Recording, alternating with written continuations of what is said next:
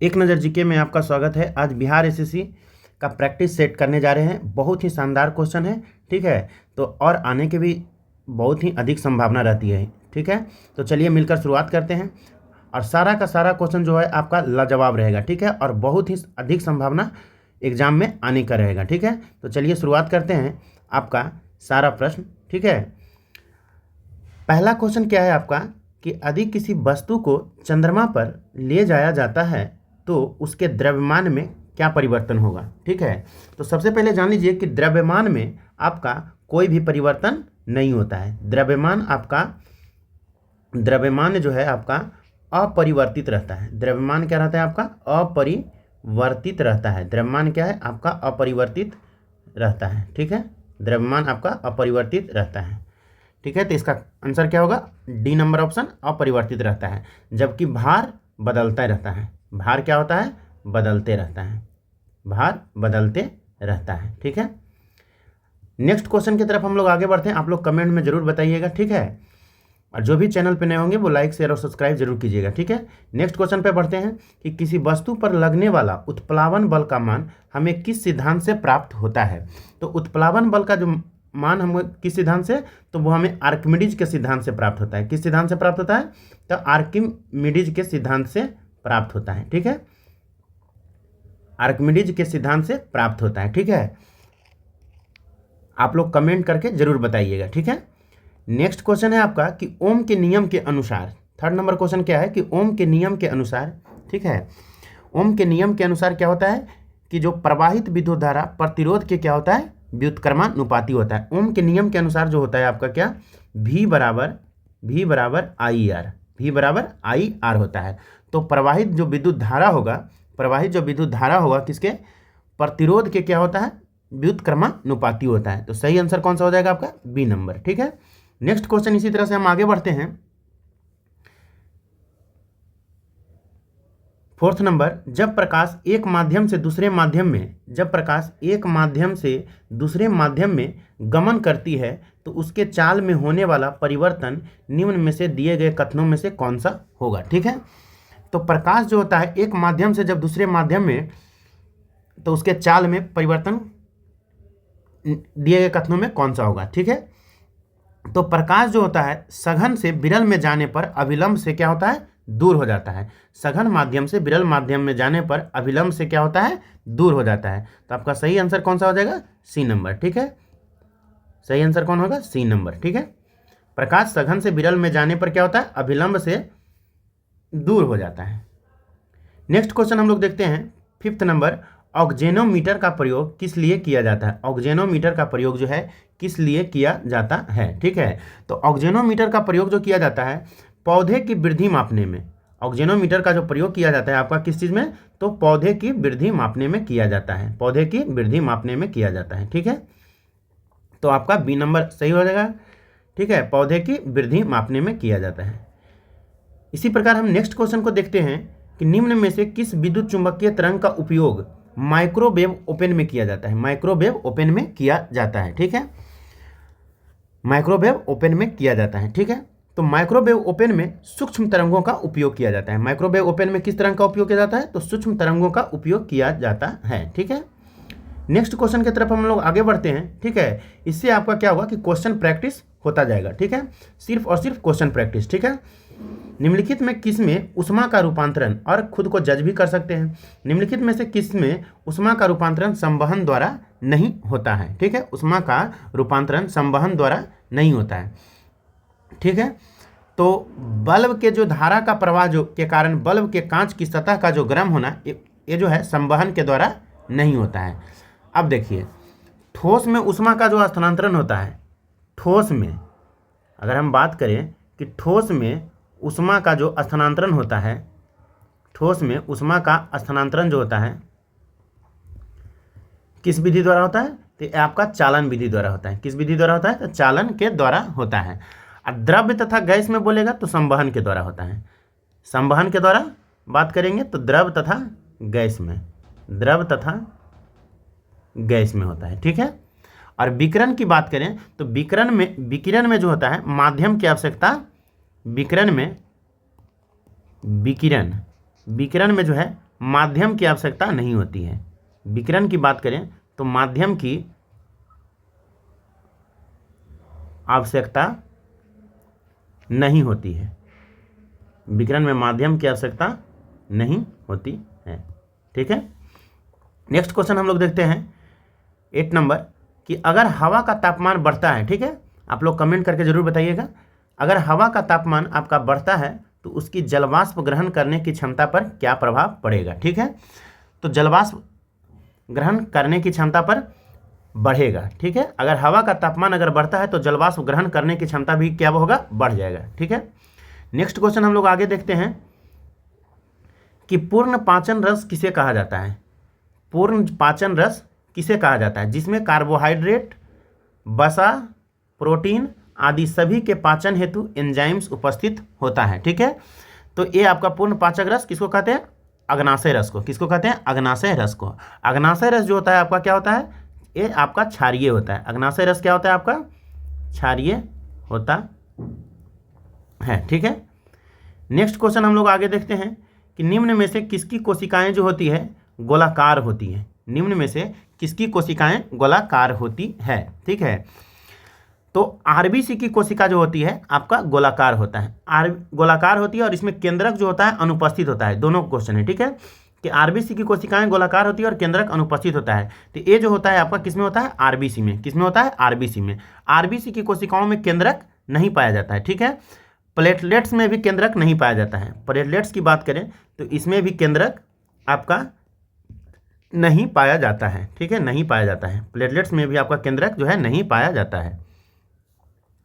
WBC की कोशिका की बात करें तो इसमें केंद्रक पाया जाता है। इसमें केंद्रक जो है आपका पाया जाता है, केंद्रक पाया जाता है। ठीक है।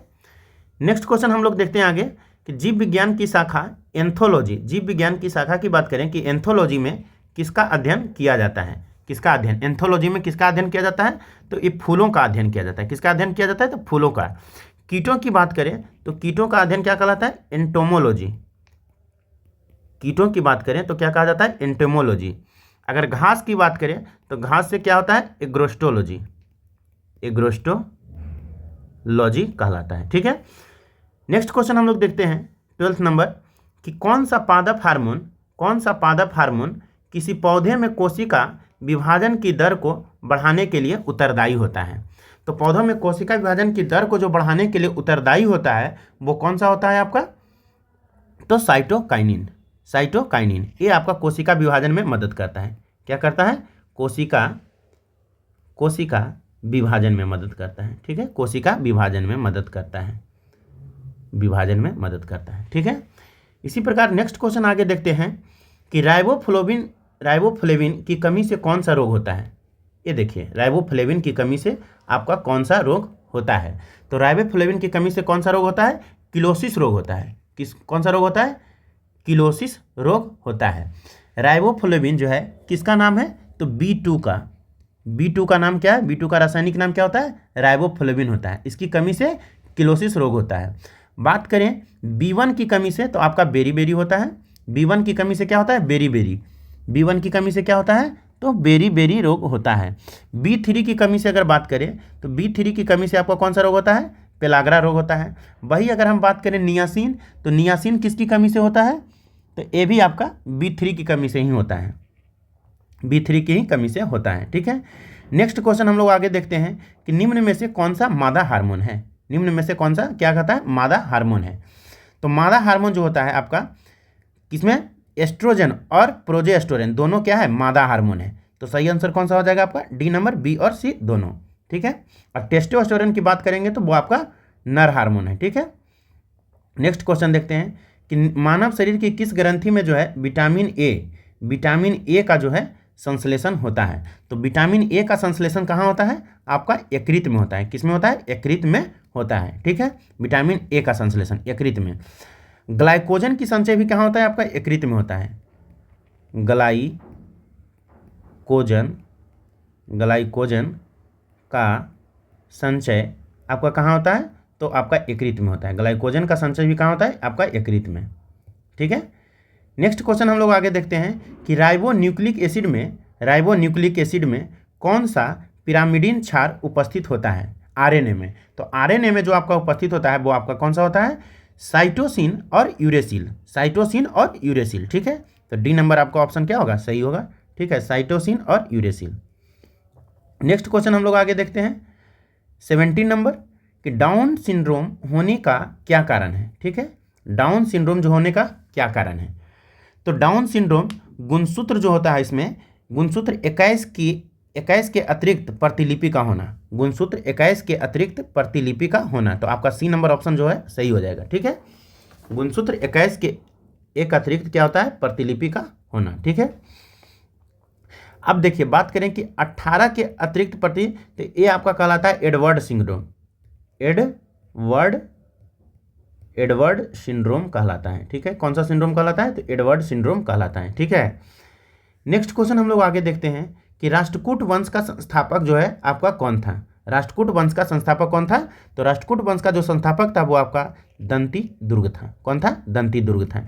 इसकी राजधानी की अगर बात करें तो इसका जो राजधानी था मान्यखेट था। राजधानी जो था आपका कौन था? मान्यखेट। राजधानी जो था आपका मान्यखेट था। ठीक है, नेक्स्ट क्वेश्चन हम लोग आगे देखते हैं किस शासक द्वारा नर्मदा नदी के तट पर हर्षवर्धन को पराजित किया गया था? हर्षवर्धन को पराजित किया गया था। तो हर्षवर्धन को जो पराजित किया गया था किसमें? पुलकेशिन द्वितीय को। किस शासक द्वारा नर्मदा नदी के तट पर हर्षवर्धन को पराजित किया गया था? तो किसको? पुलकेशिन द्वितीय होगा। ठीक है, ये आपका डी नंबर, पुलकेशिन द्वितीय को। ठीक है, नेक्स्ट क्वेश्चन देखते हैं कि प्राचीन भारत में होने वाले विदेशी आक्रमणों का सही क्रम क्या है? तो सही क्रम विदेशी आक्रमणों का, तो सबसे पहले आपका कौन आए थे? यूनानी आए थे। उसके बाद कौन आए थे? आपका शक। और उसके बाद कौन आए थे? पहलव। उसके बाद आपका कुषाण। तो आप देख सकते हैं कि कौन सा आंसर होगा? यूनानी, शक, Pahlava, Kushan. D number option. ठीक है, तो सही आंसर कौन सा हो जाएगा? D number.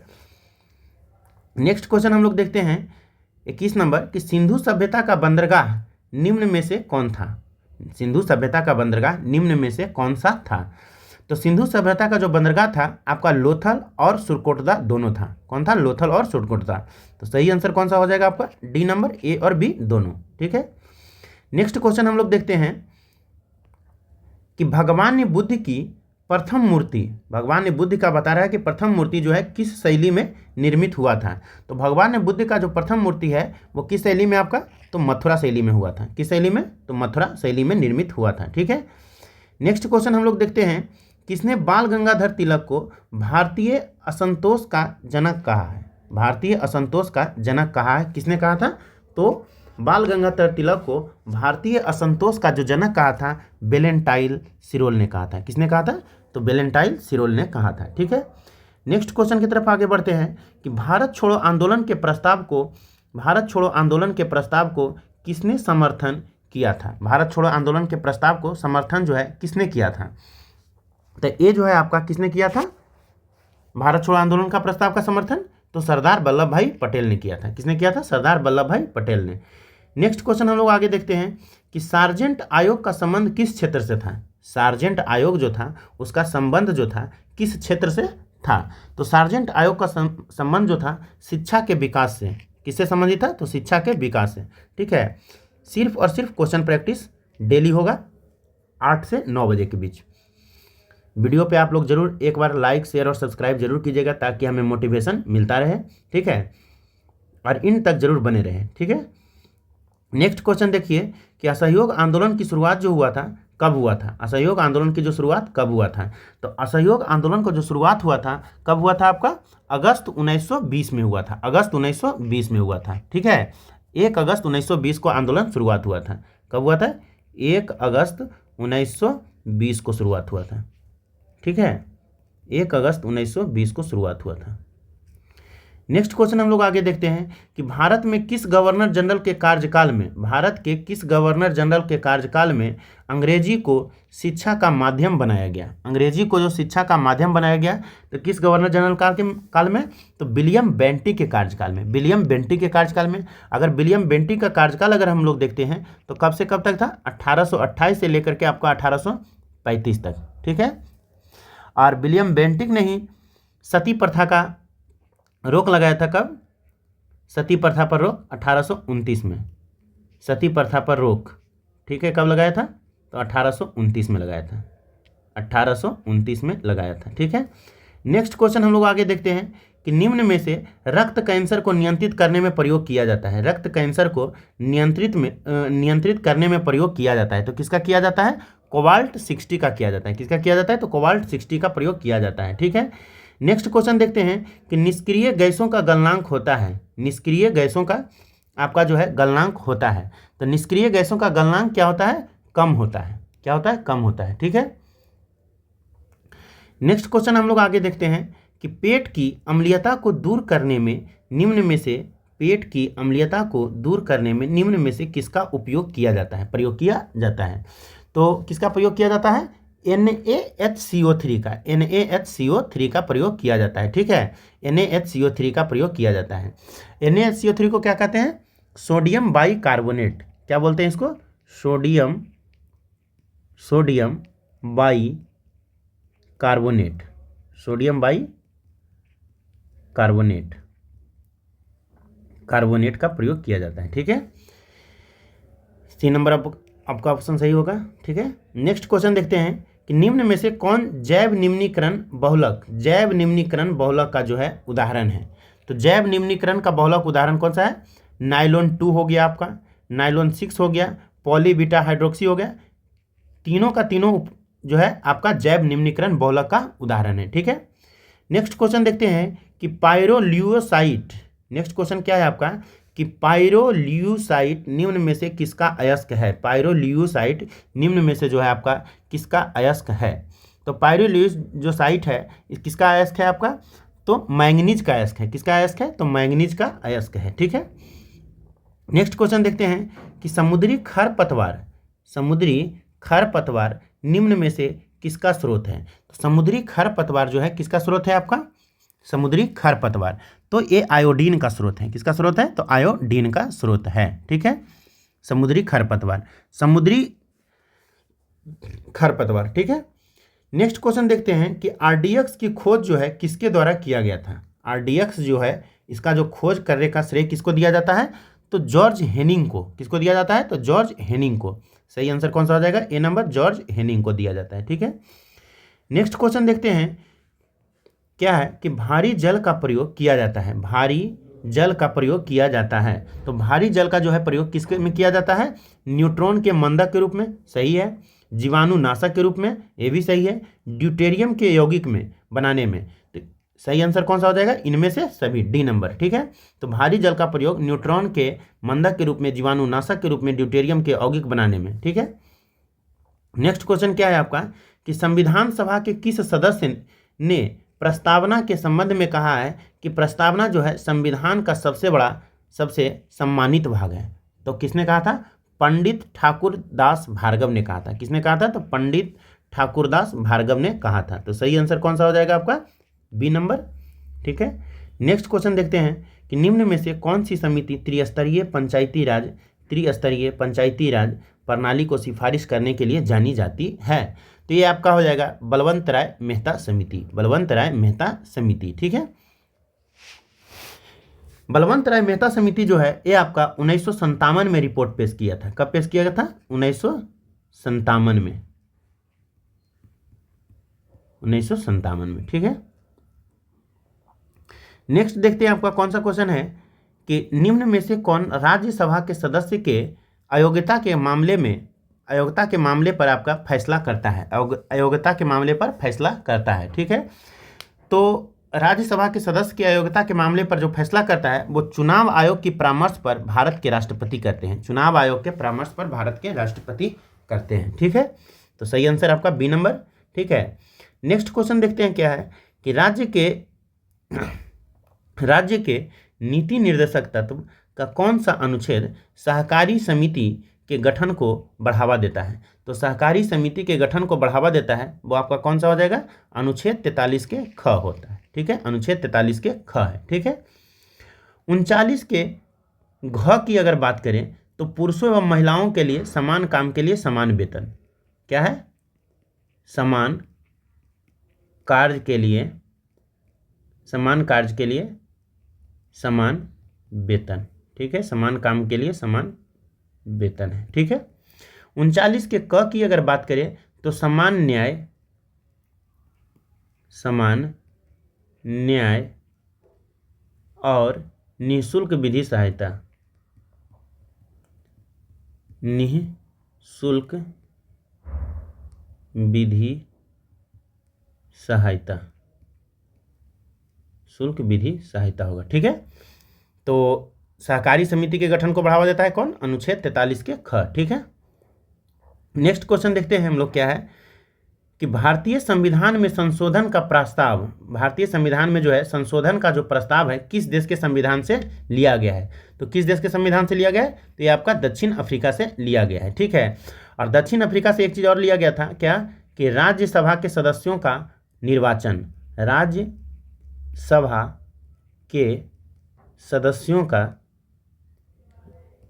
राज्यसभा के सदस्यों का निर्वाचन, ठीक है, ये भी आपका कहाँ से लिया गया था? तो दक्षिण अफ्रीका से लिया गया, ठीक।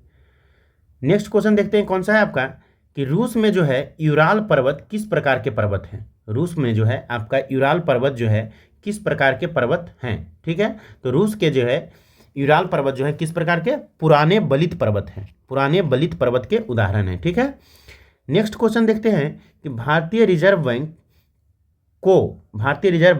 बैंकों के बैंक के रूप में कार्य करता है, ठीक है। इसका अर्थ क्या है? इसका अर्थ क्या है? तो ये अन्य बैंक आरबीआई के पास अपनी कुछ जमा पूंजी संचित रखते हैं, बिल्कुल रखते हैं, ठीक है, ये भी आपका सही है। आवश्यकता के समय आरबीआई वाणिज्यिक बैंकों को ऋण देता है, बिल्कुल देता है। आवश्यकता के समय आरबीआई वाणिज्यिक बैंकों को क्या देता है? तो ऋण देता है। नेक्स्ट अब क्या है कि आरबीआई वाणिज्यिक बैंकों को मौद्रिक विषयों पर परामर्श देता है, परामर्श भी देता है और ऋण भी देता है, ठीक है। तो ये भी आपका ऑप्शन क्या है? सही है। तो 1, 2, 3 आपका तीनों सही होगा, ठीक है, 3 का तीनों आपका क्या है? सही है, डी नंबर ऑप्शन सही होगा। नेक्स्ट क्वेश्चन देखते हैं, क्या है कि निम्नलिखित कथनों पर विचार कीजिए। निम्नलिखित कथनों पर क्या है? विचार कीजिए कि भारत में रेड पांडा प्राकृतिक रूप से केवल पश्चिमी हिमालय में पाया जाता है, ये गलत है। रेड पांडा उत्तर पूर्वी भारत के उप हिमालयी क्षेत्रों में पाया जाता है, उत्तर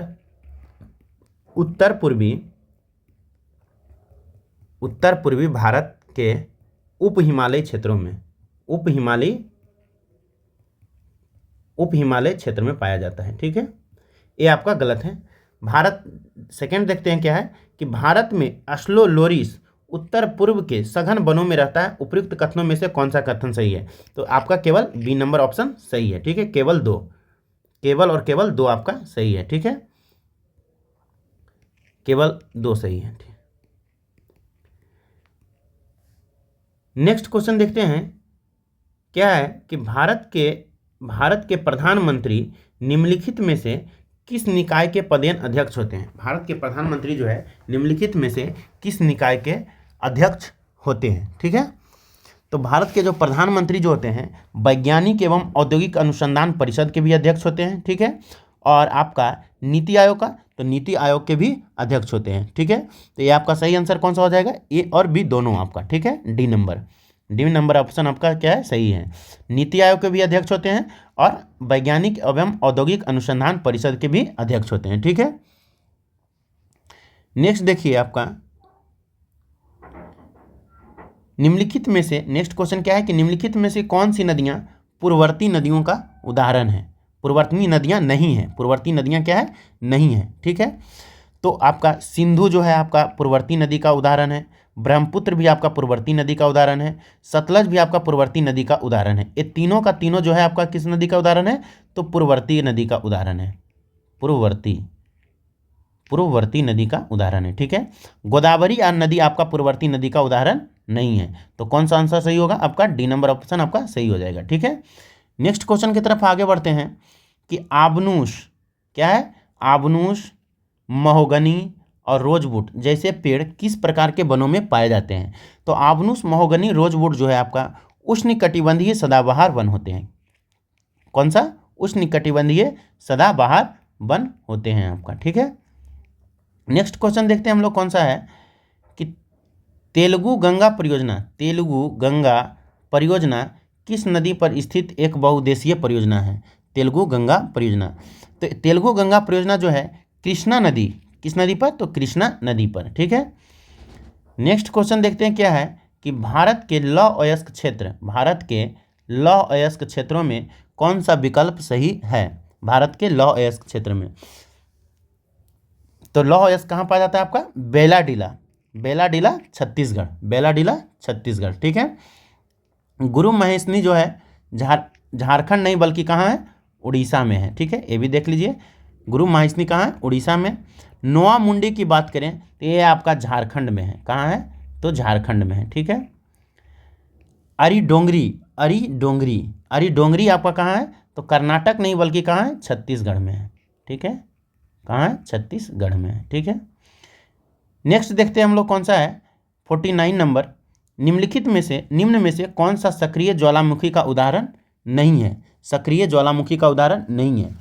तो ये आपका कोटोपैक्सी, तो कोटोपैक्सी सक्रिय ज्वालामुखी है, कोटोपैक्सी। मौना लोआ ये भी सक्रिय ज्वालामुखी है। अस्ट्राम्बोली ये भी आपका सक्रिय ज्वालामुखी है। ठीक है। विसुवियस आपका सक्रिय ज्वालामुखी नहीं है, विसुवियस आपका सक्रिय ज्वालामुखी नहीं है। ठीक है। देखिए, अस्ट्राम्बोली हो गया, मौना लोआ हो गया, आपका कोटोपैक्सी हो गया, एक आपका बैरन द्वीप, बैरन द्वीप भी आपका क्या है? सक्रिय ज्वालामुखी है। बैरन द्वीप, बैरन द्वीप भी क्या है आपका? तो आपका सक्रिय ज्वालामुखी है। ठीक है। नेक्स्ट क्वेश्चन की तरफ आगे बढ़ते हैं। नेक्स्ट क्वेश्चन क्या है आपका कि नमकीन क्षेत्र में पाई जाने वाली वनस्पति को किस नाम से जाना जाता है? तो नमकीन क्षेत्र में जो है वनस्पति को पाए जाने वाले को क्या कहते हैं? आपका हेलोफाइट कहते हैं। क्या कहते हैं आपको? हेलोफाइट। नमकीन क्षेत्र में पाए जाने वाले वनस्पति को क्या कहते हैं आपका? हेलोफाइट। तो सही आंसर कौन सा हो जाएगा आपका? C number, halophyte. ठीक है। नेक्स्ट क्वेश्चन की तरफ आगे बढ़ते हैं, 51 नंबर कि अनुच्छेद 352 के तहत राष्ट्रीय आपातकाल की उद्घोषणा के कितने दिनों के भीतर संसद के अनुमोदन की आवश्यकता होती है? तो संसद के अनुमोदन की आवश्यकता कितने दिनों की होती है? 1 माह के भीतर। कितने माह के भीतर? 1 माह के भीतर। ठीक है। नेक्स्ट क्वेश्चन देखते हैं कौन सा है आपका कि निम्न में से कौन एक ग्रीन हाउस गैस नहीं है? ठीक है, कौन एक ग्रीन हाउस गैस नहीं है? तो नाइट्रोजन आपका ग्रीन हाउस गैस नहीं है। ठीक है, नाइट्रोजन आपका ग्रीन हाउस गैस नहीं है। ठीक है। बाद बाकी जलवाष्प जो है, क्लोरोफ्लोरोकार्बन जो है, मीथेन जो है, ये आपका तीनों क्या है? ग्रीन हाउस गैस के उदाहरण है। ये तीनों आपका कौन सा है? ग्रीन हाउस गैस है, ग्रीन हाउस गैस है। ठीक है। नेक्स्ट देखते हैं आपका कौन सा क्वेश्चन है कि केंद्र सरकार के निम्नलिखित सार्वजनिक उपक्रमों पर विचार कीजिए। ठीक है। तो आपका पावर फाइनेंस कॉरपोरेशन, ग्रामीण विद्युतीकरण निगम लिमिटेड, हिंदुस्तान एरोनॉटिक्स लिमिटेड, भारतीय सौर ऊर्जा निगम, राष्ट्रीय जल विद्युत निगम, उपयुक्त में से कितनी कंपनियों को महारत्न कंपनी का दर्जा प्राप्त है? तो ये आपका पावर फाइनेंस कॉरपोरेशन को आपको जो है महारत्न कंपनी है। ग्रामीण विद्युतीकरण निगम की लिमिटेड की बात करें तो ये भी आपका क्या है? महारत्न कंपनी है। हिंदुस्तान एरोनॉटिक्स लिमिटेड, हाल जिसको बोलते हैं, ये भी आपका महारत्न कंपनी का दर्जा दिया गया है। ठीक है। तो 1, 2 और 3 हो जाएगा। ठीक है। सही आंसर कौन सा हो जाएगा? 1, 2 और 3। नेक्स्ट क्वेश्चन देखते हैं। नेक्स्ट क्वेश्चन क्या है कि निम्नलिखित में से कौन सा एक समूह आसियान के सदस्य देश हैं? आसियान, ठीक है, आसियान के सदस्य देश हैं। तो आसियान, ठीक है, association of south east Asian nation, दक्षिण पूर्व एशियाई देशों का एक क्षेत्रीय संगठन है ये। ठीक है। आसियान, आसियान का जो बात करें तो आसियान का स्थापना कब हुआ था? ये याद रखिए, आसियान का जो है आपका स्थापना कब हुआ था? तो ये आपका स्थापना जब हुआ था 8 अगस्त 1967 को, आसियान का। आसियान का सचिवालय जो है आपका कहाँ है? आसियान का सचिवालय की अगर बात करें तो जकार्ता है। कहाँ है? तो जकार्ता है। ठीक है। आसियान में कौन कौन देश शामिल हैं? तो ये आपका ब्रुनेई हो गया, ब्रुनेई हो गया, आपका कंबोडिया हो गया, कंबोडिया हो गया, इंडोनेशिया हो गया, इंडोनेशिया हो गया, और आपका लाओस, लाओस हो गया, मलेशिया हो गया, मलेशिया हो गया, म्यांमार, फिलीपींस, फिलीपींस हो गया आपका, सिंगापुर हो गया, सिंगापुर हो गया, थाईलैंड हो गया और वियतनाम है। और कौन सा है? वियतनाम इसके सदस्य देश हैं।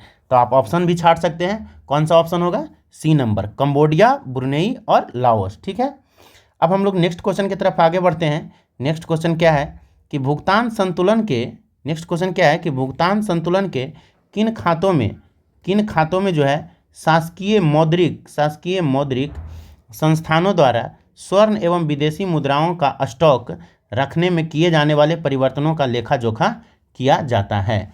तो ये आपका हो गया शासकीय आरक्षित खाता। कौन सा ऑप्शन हो जाएगा? सी नंबर, शासकीय आरक्षित खाता, शासकीय आरक्षित खाता हो जाएगा। ठीक है, नेक्स्ट क्वेश्चन हम लोग देखते हैं 56 नंबर कि निम्नलिखित में युग्मों में कौन सा युग्म जो है आपका सही है? कौन सा युग्म जो है सही है?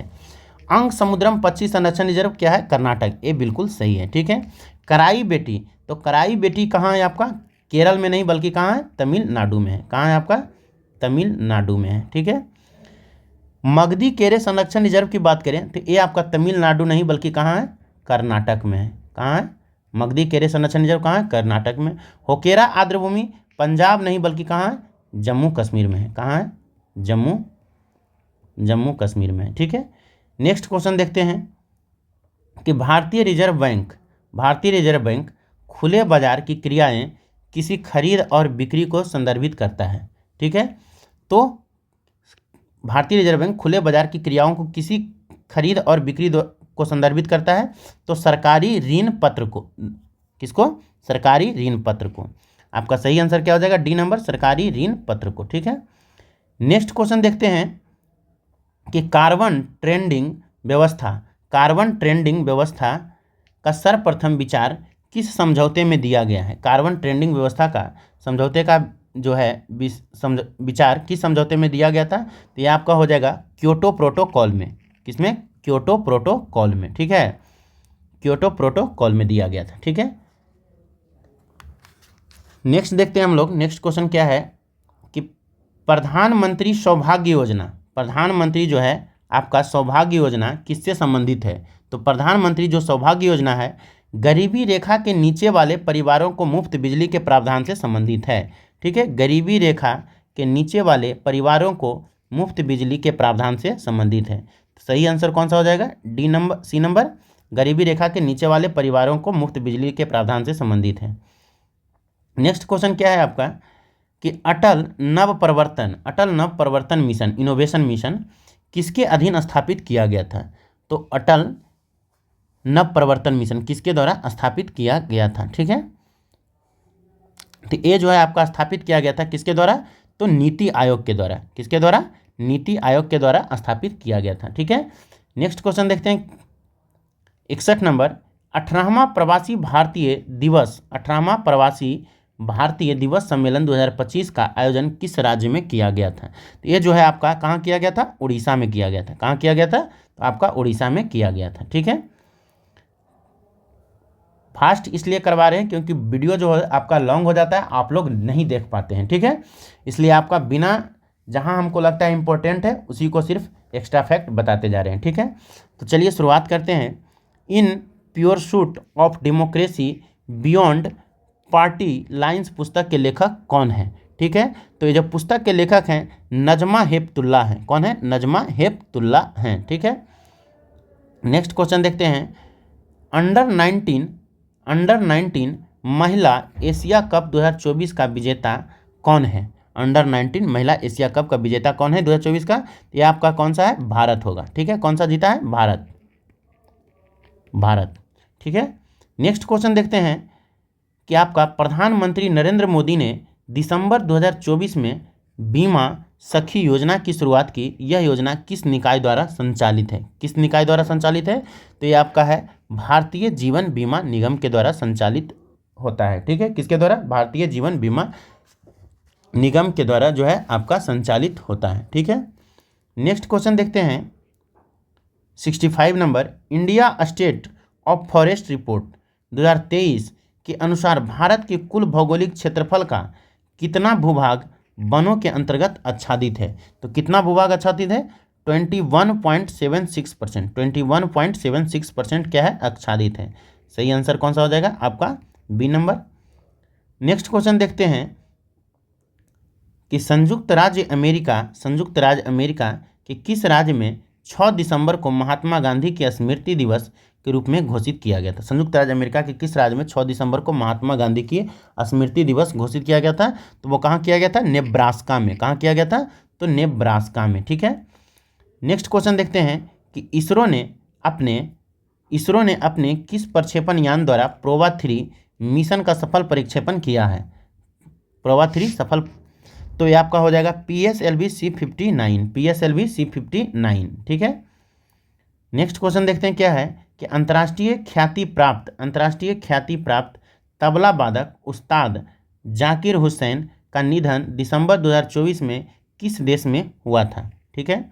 अगर आप लोग कहिएगा तो लगातार सीरीज चालू रहेगा, और वरना अगर आप लोग जिस चीज़ का कहिएगा वही चीज़ का सीरीज लाया जाएगा, जिस बुक से कहिएगा वही बुक से सीरीज करवाया जाएगा। ठीक है। नेक्स्ट क्वेश्चन है क्या कि अंतर्राष्ट्रीय ख्याति प्राप्त तबला वादक उस्ताद जाकिर हुसैन का निधन दिसंबर 2024 में किस देश में हुआ था? ठीक है। तो ये जो हुआ था आपका कहाँ? अमेरिका में। कहाँ हुआ था? अमेरिका में। सही आंसर कौन सा हो जाएगा आपका? बी नंबर, अमेरिका में। ठीक है। नेक्स्ट क्वेश्चन क्या है आपका कि नीति आयोग की पहली वित्तीय स्वास्थ्य सूचकांक 2025 जारी आंकड़ों के अनुसार इस सूचकांक में प्रथम स्थान किस राज्य को प्राप्त है? तो ये जो है आपको प्राप्त किसको है? उड़ीसा को। किसको है? उड़ीसा को है। ठीक है। नेक्स्ट क्वेश्चन देखते हैं, आर्थिक स्वतंत्रता सूचकांक 2024 में शीर्ष देश कौन सा है? आर्थिक स्वतंत्रता सूचकांक 2024 में शीर्ष देश कौन सा है? ठीक है। तो ये जो है आपका कौन सा था? 2024 में हांगकांग था। कौन था? हांगकांग। ठीक है। नेक्स्ट क्वेश्चन देखते हैं कि भारत का पहला प्रदूषण नियंत्रण पोत समुद्र प्रताप का जलावतरण कहाँ किया गया है? तो ये जो है आपका कहाँ किया गया है? गोवा में किया गया है। कहाँ किया गया है? तो गोवा में। सही आंसर कौन सा हो जाएगा? ए नंबर आपका, गोवा में। ठीक है। नेक्स्ट क्वेश्चन देखते हैं कि हाल ही में किस राज्य या केंद्र शासित प्रदेश के 2 बीचों का ब्लू फ्लैग प्रमाणन दिया गया है? ठीक है। तो ये आपको कहाँ का दिया गया है? केरल का। किसको? केरल को 2 बीचों को ब्लू फ्लैग प्रमाणन दिया गया है। ठीक है। नेक्स्ट क्वेश्चन देखते हैं, बजट 2025-26 में बीमा क्षेत्र में प्रत्यक्ष विदेशी निवेश की सीमा 74% से बढ़ाकर कितना कर दिया गया है? तो 74% से बढ़ाकर कितना कर दिया गया है? आपका 100% कर दिया गया है। तो आपका डी नंबर ऑप्शन आपका सही हो जाएगा। ठीक है। नेक्स्ट क्वेश्चन देखते हैं आपका कौन सा है कि हाल ही में कितने व्यक्तियों को वर्ष 2025 का पद्म विभूषण दिए जाने की घोषणा केंद्र सरकार द्वारा किया गया है? केंद्र सरकार के द्वारा किया गया है। तो किसको किया गया है? कितने लोगों को? तो 7 लोगों को। वर्ष 2025 को पद्म विभूषण कितने लोगों को दिया गया है? तो 7 लोगों को दिया गया है। ठीक है। नेक्स्ट क्वेश्चन और आज का लास्ट क्वेश्चन है। ठीक है।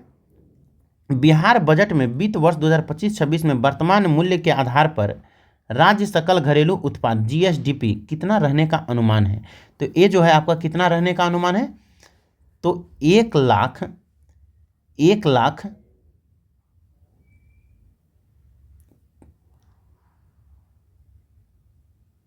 10 लाख। ठीक है। 10,97,264 करोड़ रुपया रहने का अनुमान है। तो सही आंसर कौन सा हो जाएगा आपका? सी नंबर, सही ऑप्शन।